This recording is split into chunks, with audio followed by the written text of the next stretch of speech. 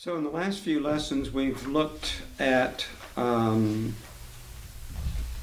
so-called doctrines of grace: tulip, total depravity, unconditional election, limited atonement, irresistible grace, and perseverance of the saints. That's one of them that you missed, Bob. And then the second one that we looked at was the Ordo Salutis, the both a logical and a scriptural order to the way that God applies what Jesus has provided for us. So the work of the Holy Spirit was center stage in that. That was last week. So that naturally spills into the whole subject of law, grace, and sanctification. There are,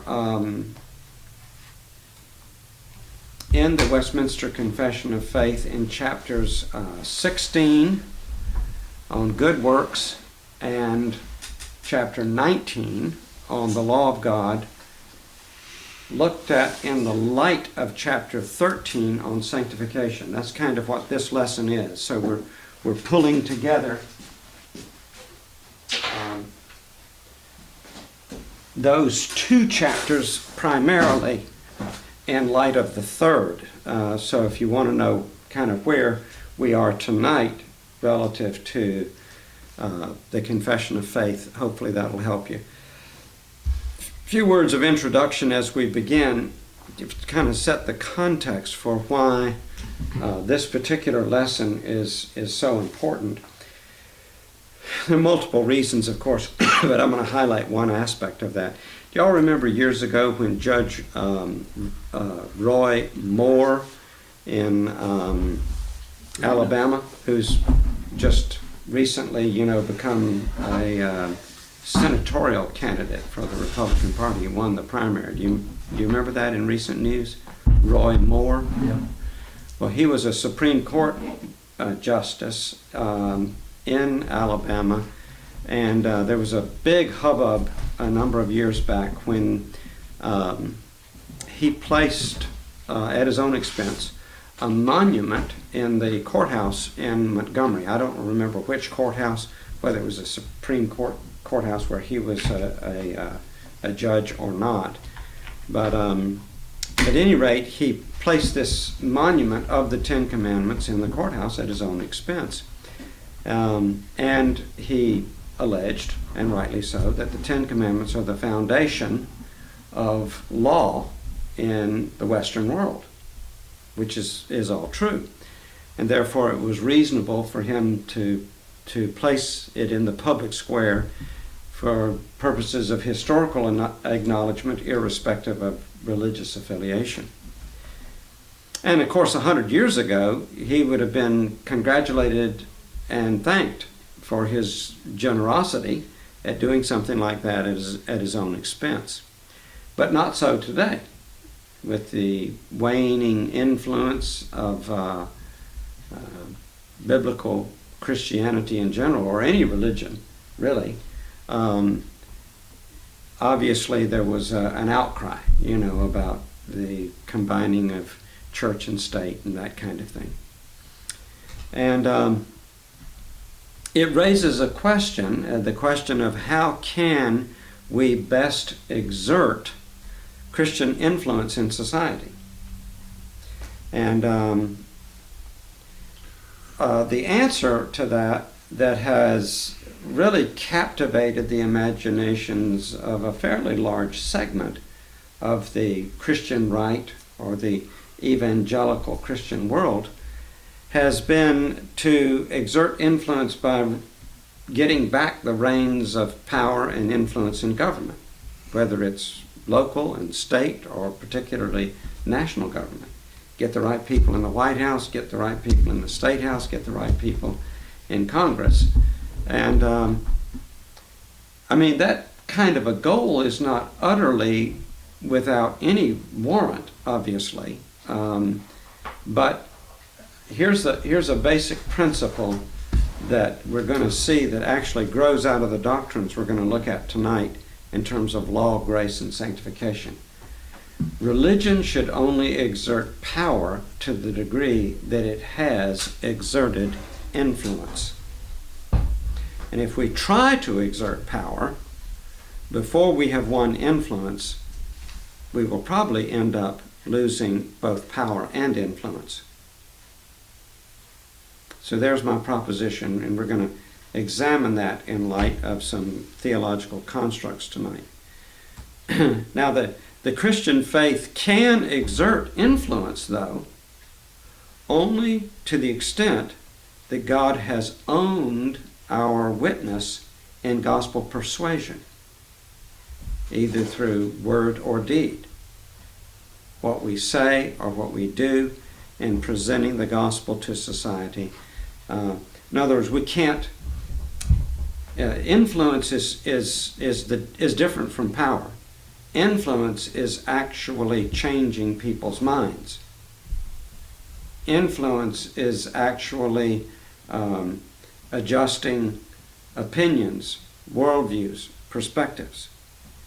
But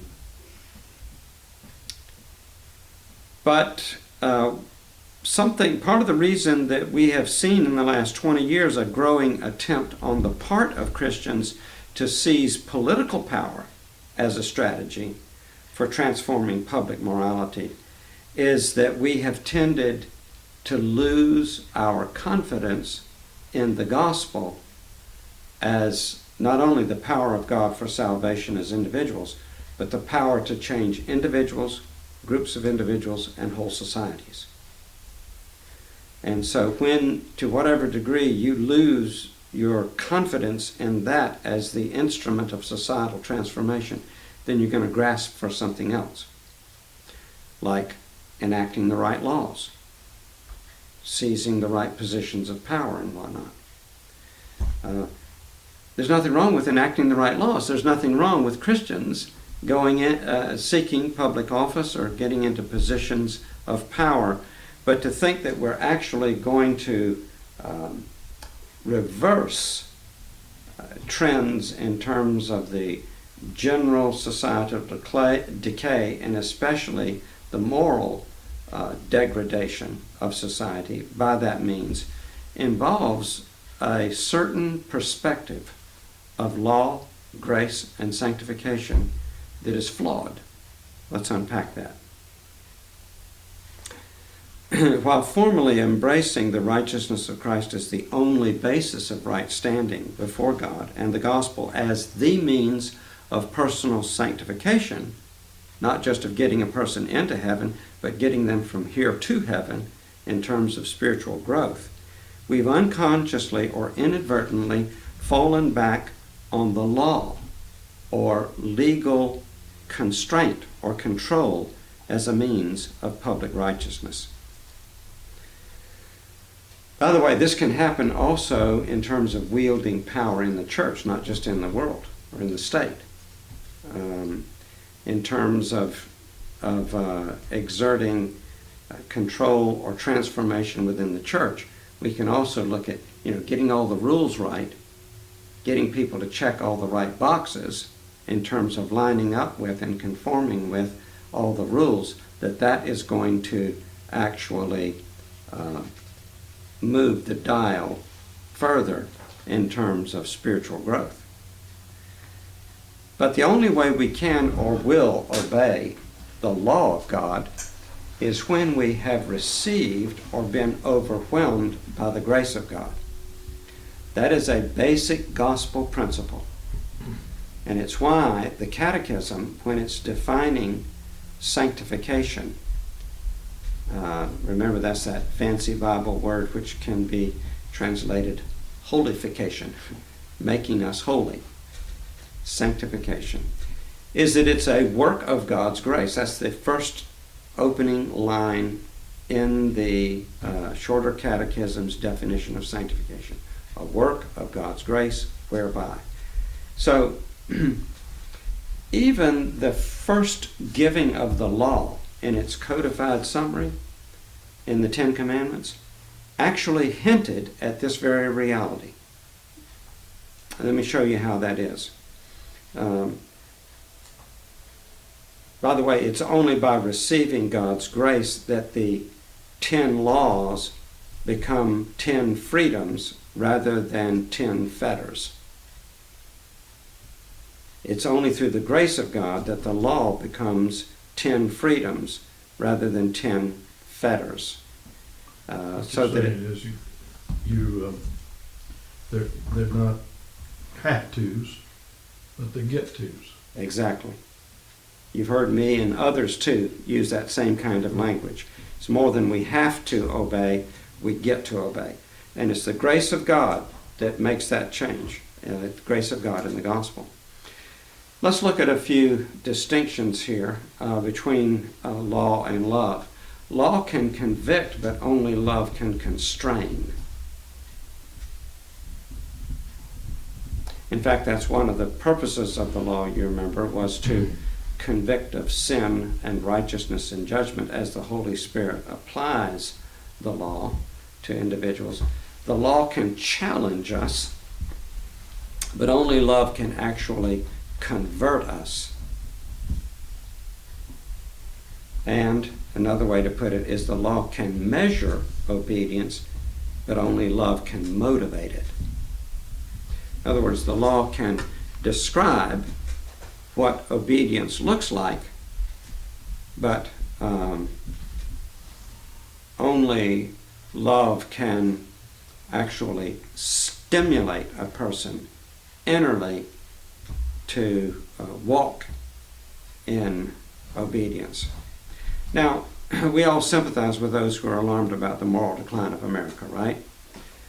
But the point is that legal coercion will only lessen our influence and thus hasten the dwindling of our impact on improving the moral climate. If you want a classic illustration of that, look at prohibition. Now, in that case, it was a very questionable moral goal in the first place about, eliminating beverage alcohol from availability to the American public. We know that Scripture very clearly teaches against drunkenness, but to make beverage alcohol inherently evil was almost like I was saying Sunday. There are those who think that rock music is inherently evil. Well, as soon as you define anything as inherently evil that God hasn't defined as inherently evil, you've committed the theological heresy of the Pharisees. That is to say, you've added to the law of God. But be that as it may, there were those, obviously, who thought it was a moral category and sought to exert influence, societal transformation, get rid of drunkenness and other things, by simply making a law against either making it or distributing it. That was the essence of the Prohibition law, making it or distributing it. And, of course, it resulted in the greatest uptick in the production of beverage alcohol in the history of the world. That was the consequence of making laws against it. Well, what didn't happen is there wasn't a change in the inner attitudes, perspectives, and values, and therefore behavior of the American public. And so they simply ignored the law, disobeyed the law, and created massive crime syndicates and a whole bunch of other things. You know that. You know all about that history. But we have short memories on these things, and so we have to, when all else fails, return back to the gospel. You got to have a gospel understanding of law, grace, and sanctification. So, Ron, I have a question. Where in Yeah. the confession is this section? I said that right before you came, so let me give you that. It's found in chapter 16 on good works, chapter 19 on the law of God, in the light of chapter 13 on sanctification. In fact, I think that's about the only slide you missed.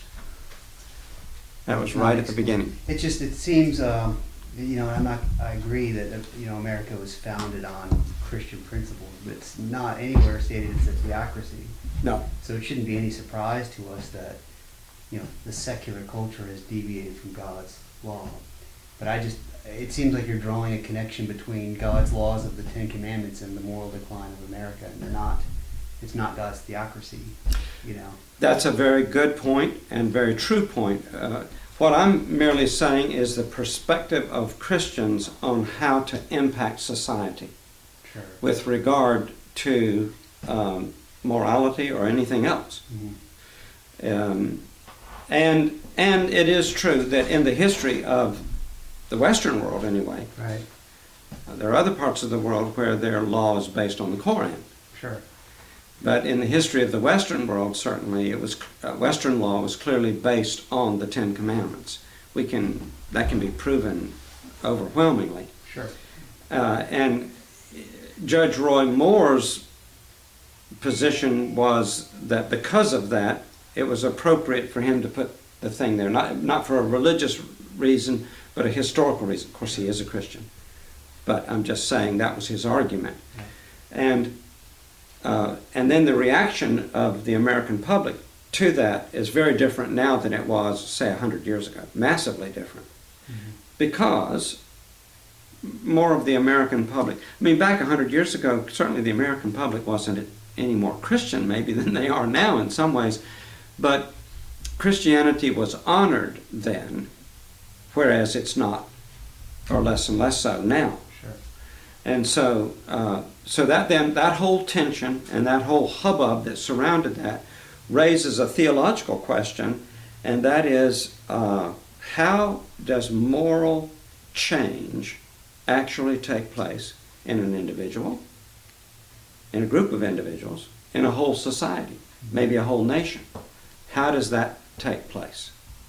And how should Christians, what should Christians do then in focusing their efforts to achieve that?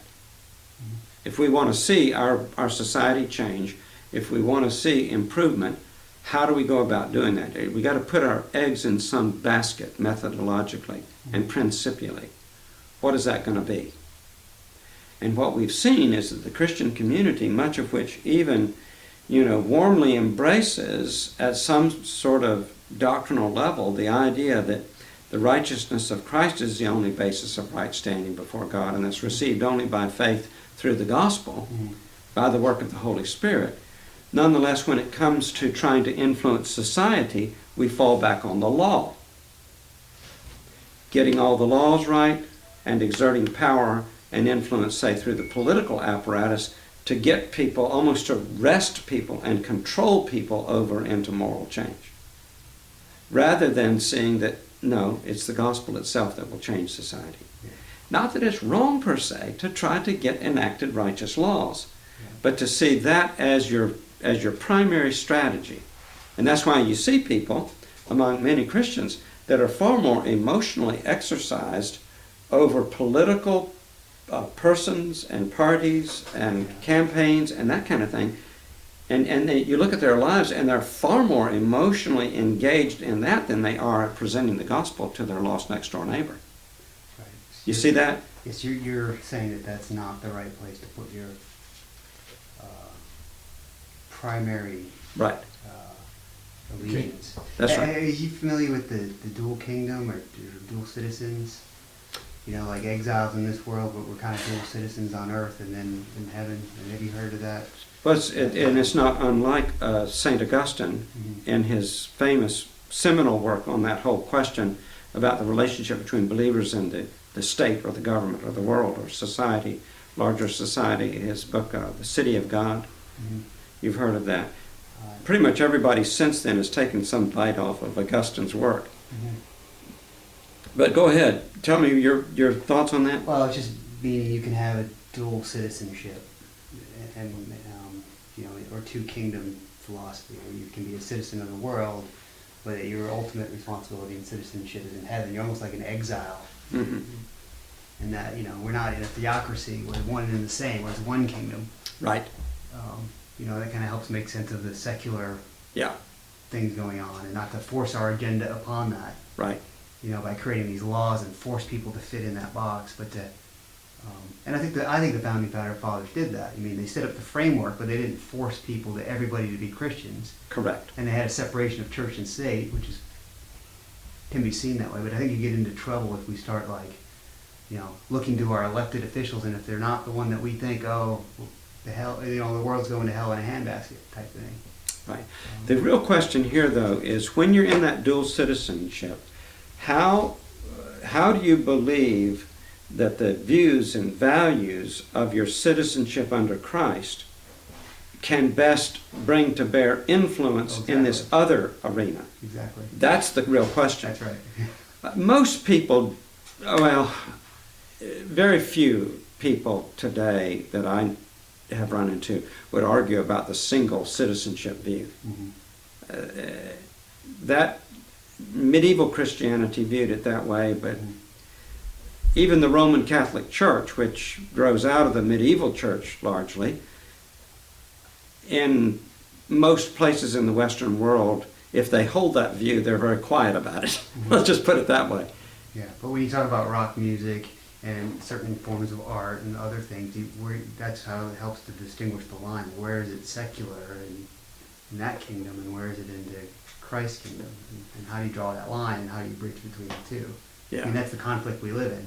Exactly. But- The example I used, were you in church Sunday? Uh-huh. The example I used in that situation was we had a Christian rock, and his lyrics, we looked at his lyrics before we let him come in. By the way, that was not in a worship service. That was a youth group thing. But we had him come in, and his lyrics were really good. And the kids were loving him. I mean, he was the big splash. I wish I could remember his name. And he had a whole rock group and everything, and we had him in our church, and man, the kids came flooding in from all over the place because he was the hot tamale. But I've been a part of church plants where the mission of the church has been to change the culture. And then, so how do you draw that line between the two kingdoms? Like the kingdom of God, and it's empowered by His sacraments and His word and the ministry and the gospel. And then the secular kingdom. I've been a part of church that they blend, and the mission is to change the culture. And then the two kingdoms really become one, and we're trying to change it. You know, we have hip music, and we try and entertain, because it becomes an entertainment industry trying to change the culture. Yeah. And you know, I can name churches that I've been to that are huge. That's their primary mission. And that's where I think the two kingdom philosophy kind of Yes, it does help. helps a little bit. Now, we want to change we would like to see our world change, as well as individuals change, our whole community change. Not by becoming them. But, yeah, exactly, not by becoming them. Yeah. Right. Exactly. Right. But it's more of a counterculture infiltration. Exactly. Yeah. Yeah. There's Tim Keller's done a whole series of talks on this very subject, by the way, that are really excellent. That's where with politics especially, I think we have to be careful not to try to use the tools of the kingdom of this world to try and change it. Yeah. Like our powers are not of this world. Right. But what I'm saying is that at least one of the major flaws in that, where people jump the rails, is they actually, there are some things about the gospel they jettison without even knowing it. It's not, I would say that it's almost 100% unintentional. But it is rooted in that general tendency for Christians, well, it's a part of our native fallenness to try to look at ruling our way toward God rather than relating our way toward rules. That is to say, get the rules down so that we have a relationship with God, rather than receiving a relationship with God and growing out of the fruit of that relationship, there is obedience to rules. And that's the critical flaw that's behind it. Anyway, let's go on. Maybe we'll hit on some of these other themes. If you look at Exodus chapter 20, if you can just turn in your copy of the scriptures there. This, of course, is the giving of the law, the Ten Commandments, which is certainly the summary of the moral law of God. We're going to look at other uses of that word law later. But in Exodus 20, you see that God spoke all these words, saying, I am the Lord your God. So just stop right there for a minute. I am the Lord your God. What God is saying is, I am large and in charge. That's one of your blanks, by the way. God is large and in charge. And then this preface to the Ten Commandments, God is doing what Thomas Watson called a sounding of a trumpet before a solemn proclamation. You know, before God says, do this or that, he says, I am God and I'm in charge. And it's important to realize who's issuing the orders. I mean, it's reasonable and expected that God is saying, it's reasonable and expected I'll set the rules because I am God and you're not. You see that? That's his first opening point in just that one little phrase. It's of the essence that our moral and spiritual fallenness would be offended by anyone, including God, being, quote, in charge. We hate the idea of having to answer to anyone because we want to be God. So right at the very front end of, before he even gets into any of the commandments, he's kind of identifying who he is. He's setting the framework and establishing the basis of his being the one who stipulates what is and is not true, what is and is not right. Now, this immediately impacts a very childish definition of freedom, which is essentially this, very American, by the way, the right to do whatever I want. The mantra of our juvenile age is obviously, nobody tells me what to do. Now, how did Satan define freedom to Adam and Eve? He encouraged them to be free, and he defined freedom or blessing as basically independence. In other words, don't order your actions, your behavior, your choices according to God. Order them according to yourself. In other words, distrust. You can't count on God. He's holding out on you. So you might as well disobey him because you can't count on him. So it's the distrust, disobedience, or unfaith, disobedience continuum that was established right there. And it's rooted in this theology behind the morality of the law of God.